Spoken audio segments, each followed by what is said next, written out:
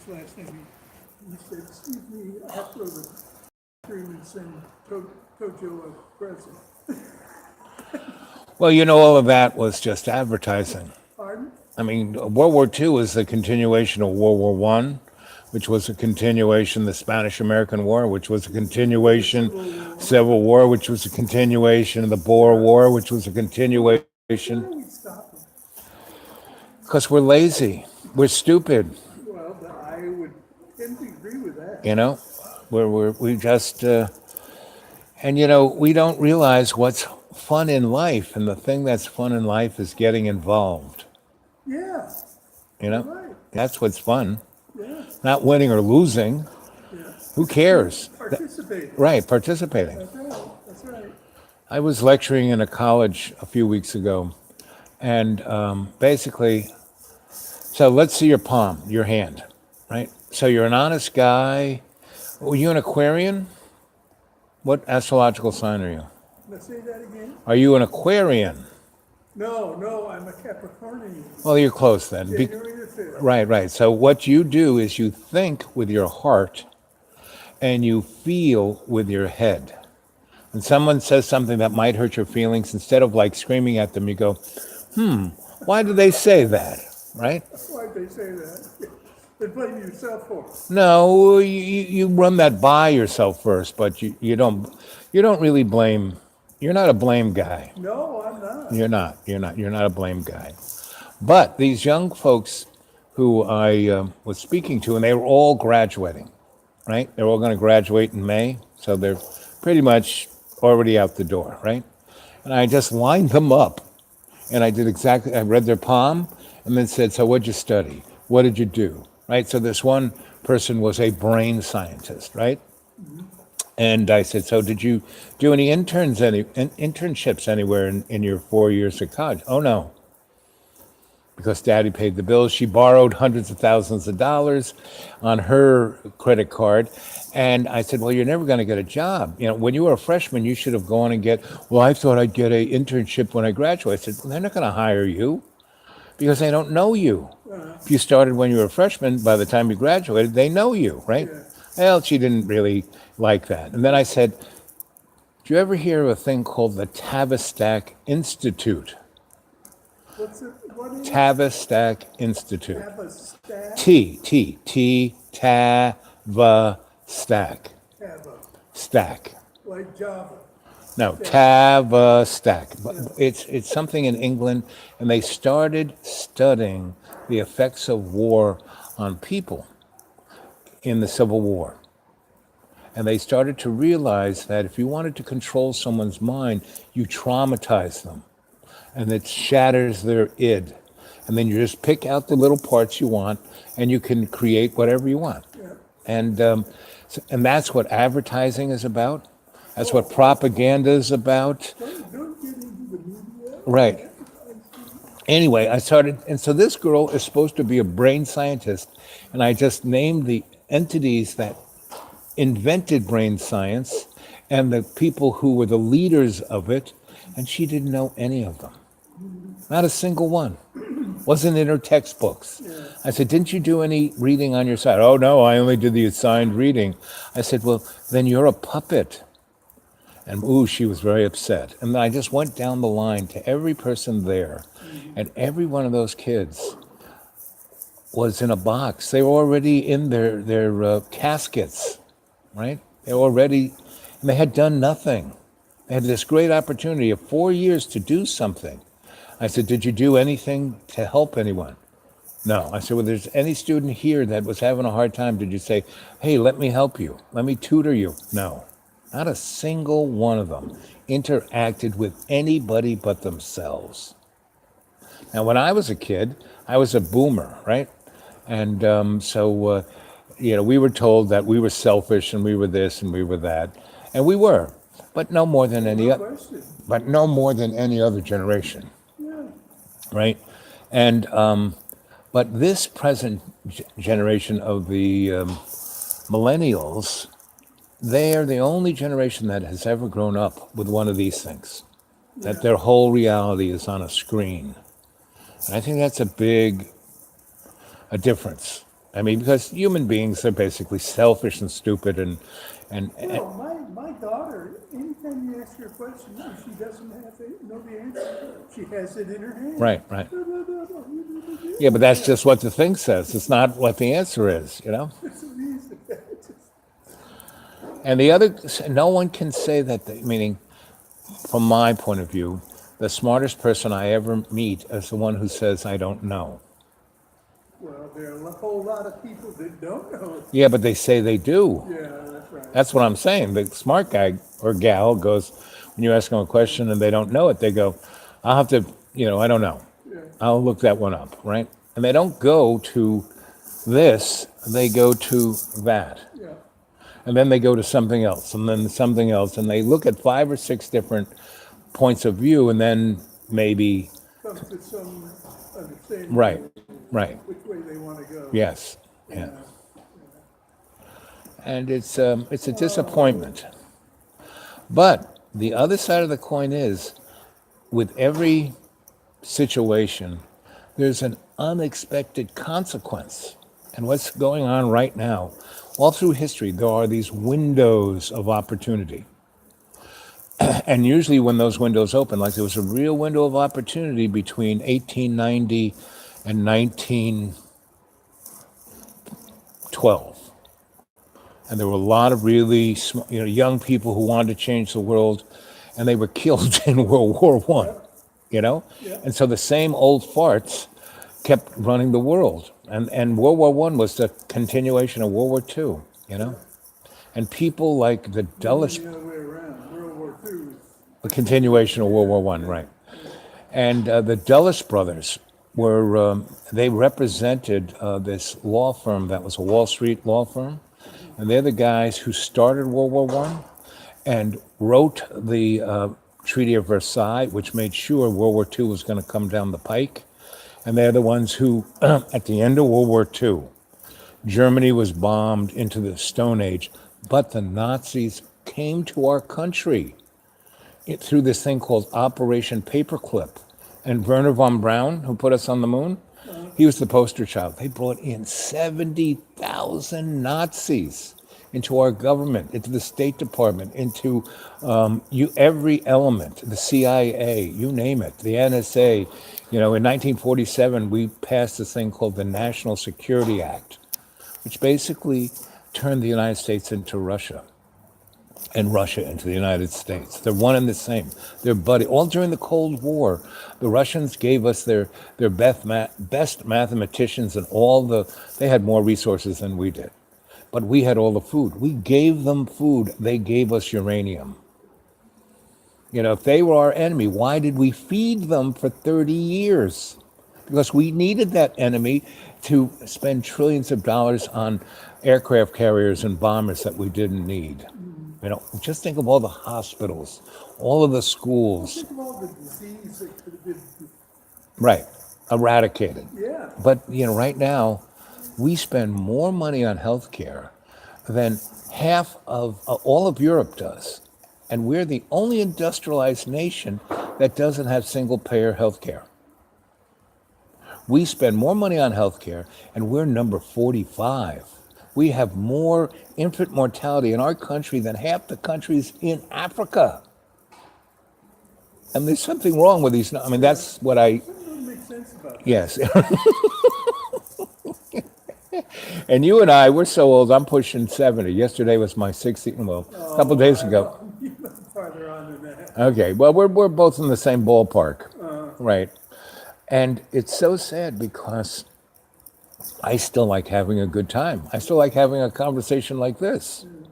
Where'd you grow up? Oh, pretty much everywhere.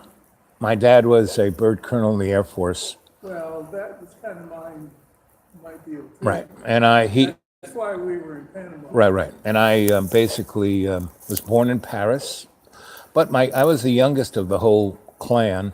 And so my grandma when I was a baby, just took me home. And so I grew up. The apple of her eye. Right. And I grew up in Harlem in the 50s and 60s. And Harlem wasn't a black place. Second Avenue was that's why the UN is on Second Avenue, because every 3 blocks was different nationality: Lithuanians, Polish, Germans, right? And they were the second generation. You know, mom and dad and grandma, they all spoke the national language, but the kids were going to public school. So they were, you know, Well, I had that situation. When we went to Wisconsin, my best friend was there was Danny Norton. And his aunt lived with Danny's mom and dad. And she spoke German. Right. I don't know what their name was. right. But that's America. And see, America isn't a melting pot, it's a salad bowl of all these separate flavors on top of each other. And when you have a salad like that, of many different flavors that taste really good, what makes America great, you know? Ah. No, I'm not going to do it. So, We went to Panama because my dad went down there. He was a mechanical engineer. And he wasn't happy where he was. so what did you think of Panama and the Panamanian people? I was too young. How old were you? I was born in 38 and we came back in 44. So we came back just before peace was declared. Right. When you were probably 6. Right, okay. But I like that. How much do you remember? Huh? How much do you remember? Well, I remember certain things. I remember my first kiss No, I'm in Panama? in Panama. You had your first go. Patty Newman's. Oh, those.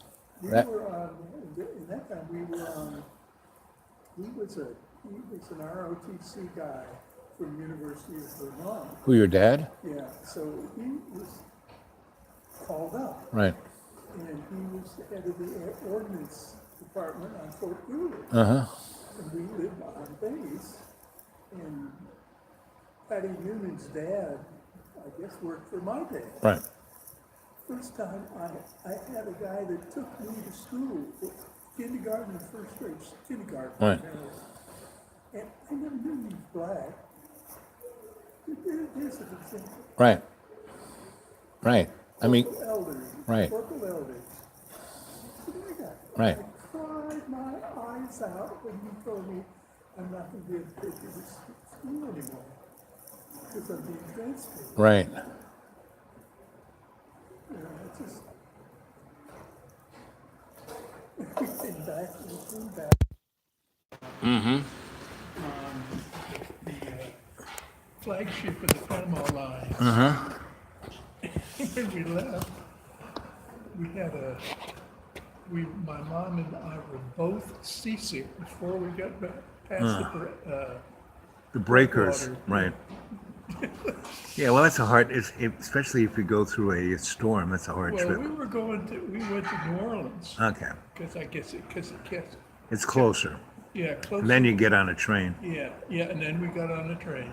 Yep. But we got to New Orleans and it was freezing. Freezing. Oh, well, compared to Panama. Yeah, compared, yes. This is right. You were almost on the My equator. mom, women in those days all wore gloves when they went. Right. She wouldn't wear her gloves. She made me wear her. Right. Well, that was a good mom. How many brothers and sisters did you have? I hey, things like this get away from me. Right. So, did you stay? Kay, who was an editor for the Tampa or St. Petersburg Sun or something. And So, how long did your dad stay in the service? well, he got out. We came back in '44 and went to Vermont, to Right. Burlington, and lived with my maternal grandmother. And then when the war was over, Dad was transferred to a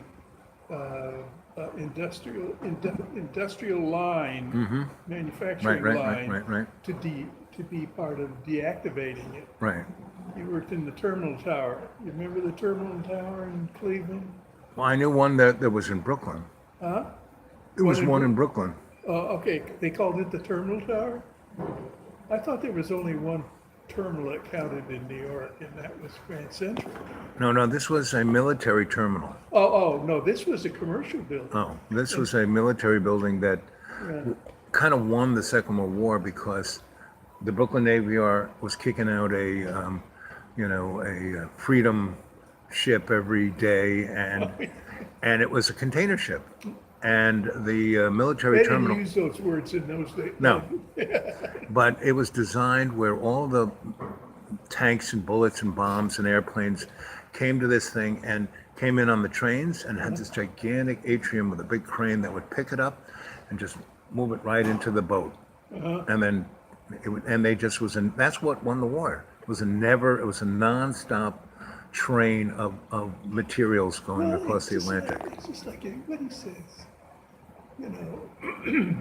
it just takes somebody with a little sense.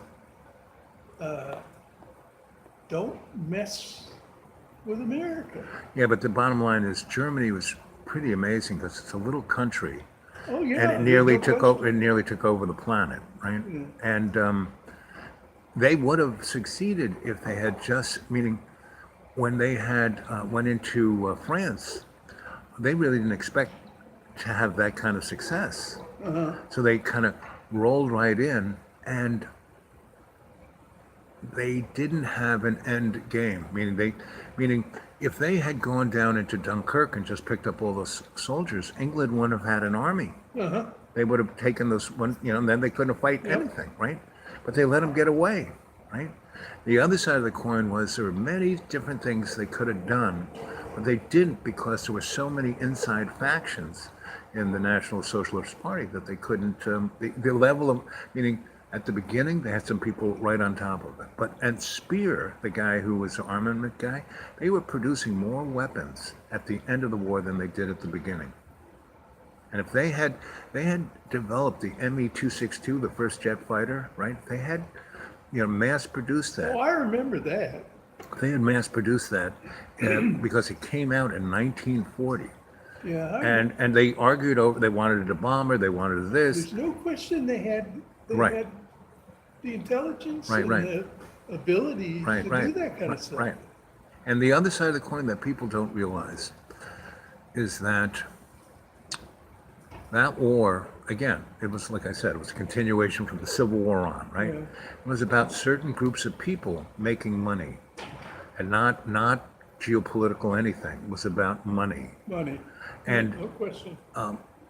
And the real sad thing, and it is this way today, is that this whole, and I call it the hidden hand, because the structure that rules the world is hidden. No one sees this. It's not there on the news at night, right?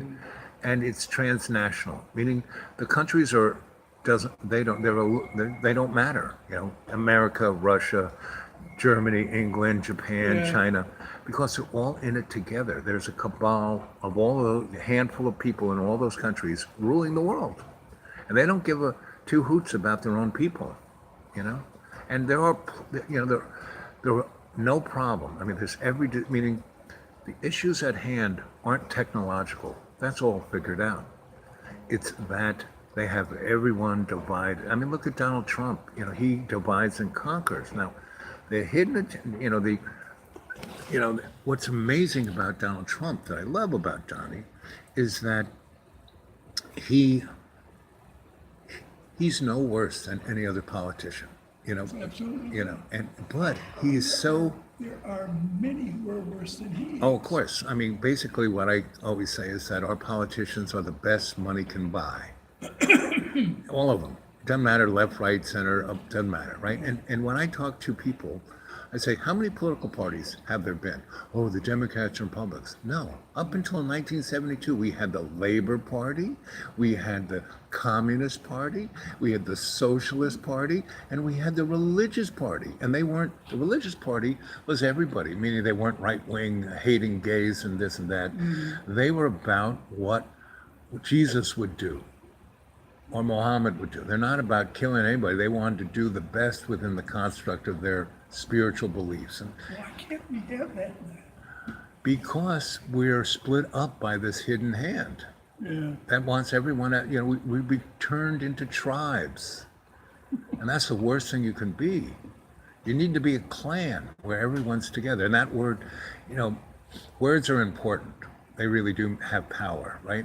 And so the Ku Klux Klan couldn't call themselves the Klan because it means something totally different. So they had to call it Ku Klux Klan, right?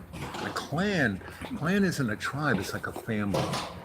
And it's not just your mom and dad, it's like mom and dad and Uncle Bill and a few of your mom's best friends and a few of your dad's best friends, and that's your clan. And everyone cares about each other. That's who you have Christmas with. That's, and that was the foundation block of our culture.